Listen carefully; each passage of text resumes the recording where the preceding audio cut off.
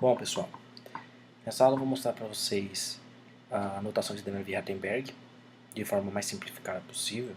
É uma notação aí não muito intuitiva e até um pouco complexa para quem está estudando essa área aí de robótica.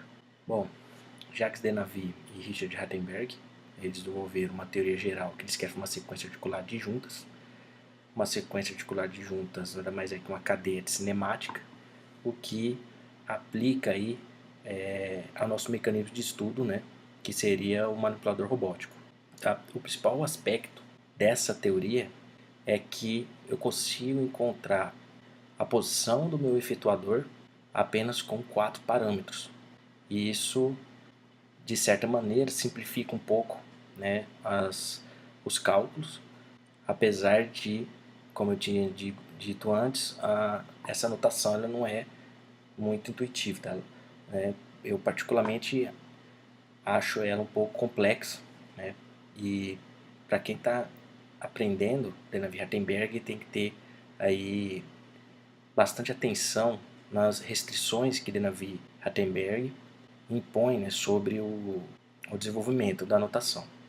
A gente vai ver isso aí, vou tentar mostrar aqui de forma simplificada para ficar mais fácil o entendimento. Então vamos começar com um manipulador de elos sequenciais. Vamos pegar esse manipulador aqui de 2 elos, de 2 juntas, né, desculpa, bem simples, manipulador planar, onde a gente tem aqui cada junta é conectada através de um elo com a próxima junta, levando em consideração que os elos são rígidos e as juntas podem se mover. Eu tenho aqui embaixo, né, meu elo 0, ele está conectado aqui, está fixado, tá? Eu tenho minha junta 1 que conecta esse elo 0 com o meu elo 1, minha junta 2 que conecta o meu elo 1 com o meu elo 2. Cada junta, então, conecta 2 elos e cada elo conecta 2 juntas. Então, cada junta, então a junta 1 conecta 2 elos, esse elo e esse elo. Cada elo conecta 2 juntas. Então, esse meu elo vermelho aqui conecta essa junta e essa junta, exceto o primeiro e último elo. O primeiro e último elo ele não conecta 2 juntas. Então, o meu primeiro elo aqui, ó, ele conecta uma junta. E meu último elo, meu elo 2, conecta somente uma junta.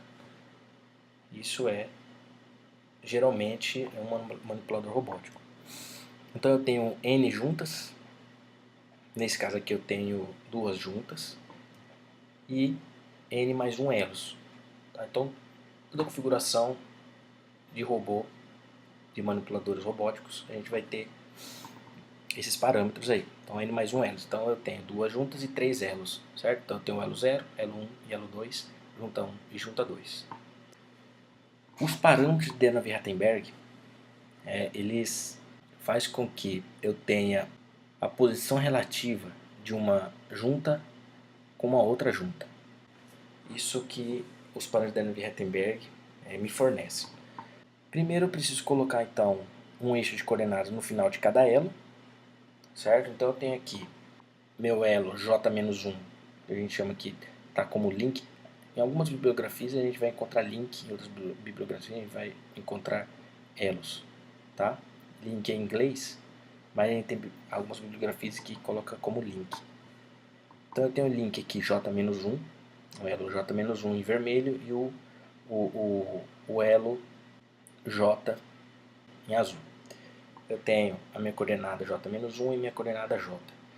Ele, nada mais, ele descreve a posição do eixo de coordenadas de um elo em relação ao elo anterior. Então, ele vai descrever, né, a minha coordenada aqui da minha junta, do meu elo, em relação a esse elo aqui, ó, ao meu elo anterior. Isso que o Danavi-Rattenberg, a notação do Danavi-Rattenberg fornece para a gente. Na maioria dos casos é bem conciso, né, e resulta aí em somente 4 parâmetros. Esses são os parâmetros que a gente vai encontrar: o θ, o d, o a e o alfa. São os parâmetros que a gente encontra com a notação de Danavi-Rattenberg. São somente esses parâmetros que eu preciso encontrar, saber do meu manipulador robótico para eu determinar aí a posição final do meu efetuador em relação à minha base, por exemplo. E aí eu tenho aqui uma equação que nada mais é que a matriz de transformação homogênea, a matriz em que eu tenho os dados de rotação das juntas e da posição da junta. Tá? Essa matriz nada mais é que uma rotação, em torno do eixo Z, tá? De um ângulo θ qualquer, em torno do eixo Z, vezes uma translação, uma translação ao longo do eixo Z, uma distância d qualquer, seguido de uma translação ao longo do eixo x, uma distância a, seguido de uma rotação em torno do eixo x de um ângulo alfa. Isso são matrizes, de transformação homogênea. Então essa é a minha transformação homogênea. Ela vai me dar os dados de rotação e de posição. A gente vai ver isso aí daqui a pouco, como que vai ficar essa matriz. Por que somente 4 parâmetros? Bom, a gente sabe que a relação entre dois eixos de coordenadas tem 6 parâmetros. Então são 3 translações, 3 rotações. Eu posso ter 3 parâmetros. Tenho 3 translações. Eu posso ter translação x em y em z. E eu posso ter rotação em x, em y, em z. Certo? Isso aí sem utilizar a notação de Navier-Steenberg. Se eu utilizar a notação de Navier-Steenberg, eu tenho que impor nos meus eixos de coordenadas algumas restrições. A primeira restrição é que o eixo XJ intersecciona o eixo ZJ-1.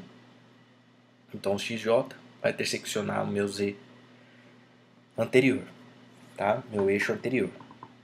Outra restrição é que o eixo XJ ele deve ser perpendicular ao eixo ZJ-1. Bom, se ele se intersecciona, uma coisa leva a outra. Não é muito intuitivo essas restrições, essa notação, mas eu vou tentar colocar de uma maneira mais simples. Fazendo o quê? Colocando essas restrições nos meus eixos de coordenadas, vai resultar em apenas 4 parâmetros e não 6 parâmetros, como a gente está acostumado a ver. A gente tem aqui os parâmetros de Navier-Steenberg para um robô de 2 elos, tá? Aquele robô planar. Eu tenho essa tabela de parâmetros aqui. Eu tenho o θ, parâmetro θ, parâmetro d, o a e o alfa. Eu tenho esses 4 parâmetros aqui. Bom, eu preciso encontrar esses parâmetros aqui. Essa é uma tabela de parâmetros de Navier-Steenberg. E a gente vai ver aí como que a gente encontra esses parâmetros. Vamos encontrar então os parâmetros de Navier-Steenberg para esse manipulador robótico. É importante tentar visualizar esse desenho aqui, ó, em 3 dimensões, tá? Então é importante a gente tentar visualizar. Não é tão simples quando a gente começar a colocar nossos eixos de coordenadas, porque aí facilita na hora que você for colocar o eixo de coordenadas. Primeira coisa, inserir os eixos de coordenadas seguindo as restrições da notação de Navier-Steenberg. As restrições são, o eixo XJ intersecciona ZJ-1 e o eixo XJ é perpendicular ao eixo ZJ-1. Então a primeira coisa que a gente faz para encontrar os parâmetros de Navier-Steenberg, e isso é importante saber, de forma simples, a primeira coisa é colocar todos os eixos Z no meu manipulador. Então cada junta aqui vai ter um eixo de coordenada, tá? Cada junta, inclusive o meu efetuador também tem um eixo de coordenada. Primeira coisa que eu vou fazer aqui é colocar o eixo Z. Como que eu coloco o meu eixo Z? O eixo Z, ele sempre tem que ser colocado de forma com que a junta, onde eu vou colocar o eixo Z, rotacione em torno dele. Ou seja, a junta tem que rotacionar em torno do eixo Z. Então, portanto, colocando aqui, vou colocar o meu primeiro eixo, o eixo Z, Z0, tá? Essa junta ele tem que rotacionar em torno dele. Então, vai ficar dessa maneira, Então, meu eixo Z0 está aqui, ó. Então, a minha junta rotaciona em torno deste eixo Z0. O próximo eixo Z que eu vou colocar vai ser nessa junta. E essa junta tem que rotacionar em torno do meu eixo Z1, que eu vou colocar agora aqui o meu Z1. Então, colocando o Z1, esse eixo aqui ele vai rotacionar em torno desse eixo Z1, ou seja, o Z1 é que ele está entrando aqui, como se ele estivesse entrando aqui na tela, está entrando na tela. Próximo eixo eu tenho que colocar aqui na minha junta R, é igual ao meu eixo Z1. O meu eixo Z2 tem que ser de maneira com que essa junta R rotacione em torno de Z2. Então, colocando Z2, fica dessa maneira. E por último, o efetuador aqui é o mais simples.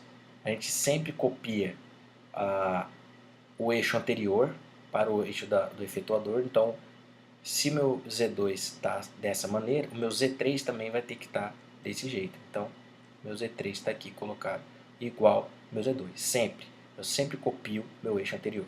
Agora eu preciso colocar meus eixos X. Agora o X, levando em consideração as restrições da notação, eu sei que XJ tem que interseccionar ZJ-1, ou seja, como eu estou olhando aqui X0, né, o meu primeiro X vai entrar nesse eixo aqui, junto com essa junta, e esse meu Z0, ele tem que ser interseccional ao meu ZJ-1. Quem que é meu ZJ-1? Meu ZJ-1 ele não existe nesse caso, porque não tem nenhum outro eixo de coordenadas antes desse Z0. Portanto, eu preciso colocar meu eixo XJ perpendicular ao eixo ZJ-1. Bom, para ele ficar perpendicular ao meu ZJ-1, como eu não tenho uma referência de ZJ-1, ou seja, seria Z-1, né? É 0 menos 1, Z menos 1. Não tenho? Então eu devo colocar ele perpendicular ao meu eixo Z0. Tá? Então colocando ele perpendicular ao meu eixo Z0, vai ficar dessa forma. Então, ó, eu tenho o meu Z0 aqui, o meu X0 aqui, e você pode perceber que ele está perpendicular ao meu Z0. Ele faz um ângulo aqui de 90 graus. Bom, indo aqui para minha junta V. Agora eu tenho o seguinte, agora eu tenho uma referência aqui anterior, o meu eixo X, né, meu eixo X1, que vai ser colocado aqui nessa junta, ele vai ter que ser tanto perpendicular ao meu eixo Z1, ele é obrigatório ser perpendicular ao eixo Z1 e ao mesmo tempo ser perpendicular ao eixo Z0. Bom, se eu tenho meu Z0 aqui para cima e o meu Z1 está entrando, eu só tenho uma maneira de colocar o meu x1, tá? Que seria no sentido aí, o mesmo sentido que x0. Então, a gente pode perceber que x1 ele está perpendicular ao meu z1, que está entrando na tela, e está perpendicular ao meu z0, que está para cima, certo? Então, está perpendicular aos dois eixos. Isso ocorre também aqui no meu eixo z2, tá bom? Eu preciso colocar ele perpendicular tanto em z2 quanto em relação a Z1.